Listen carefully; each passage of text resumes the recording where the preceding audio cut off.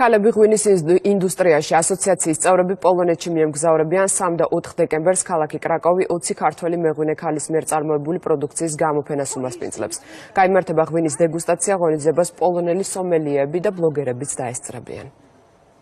3 და 4 დეკემბერს პოლონეთში, კერძოდ ქალაქ კრაკოვში ჩატარდება ქართველი მეღვინე ქალების გამოფენა, სადაც 20 ქალი მიიღებს მონაწილეობას და წარადგენენ თავიანთ პროდუქციას. ახლა თქვენ წარმოგიდგენიათ ეს როგორი მნიშვნელოვანია ქალებისთვის, ქართველი ქალებისთვის, განსაკუთრებით მეღვინე ქალებისთვის და ამიტომ ეს კიდევ ერთი საშუალებაა იმის, რომ მსოფლიოს წარუდგინოთ ქართული ღვინო ქალების მიერ დამზადებული ძალიან დახვეწილად და დელიკატურად. ღვინის ეროვნული სააგენტოს მთავარი მიზანია ქართული ღვინის ცნობადობის გაზრდა საერთაშორისო ბაზრებზე და ექსპორტის ხელშეწყობა.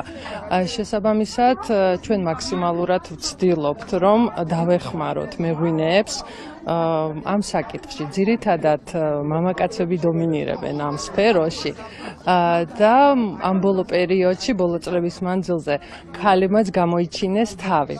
ჩვენი მიზანია, რომ ქალ მეღვინეებსაც მივცეთ შანსი, წავახალისოთ, მხარი დაუჭიროთ და დავეხმაროთ ღონისძიებებში მიიღონ მონაწილეობა.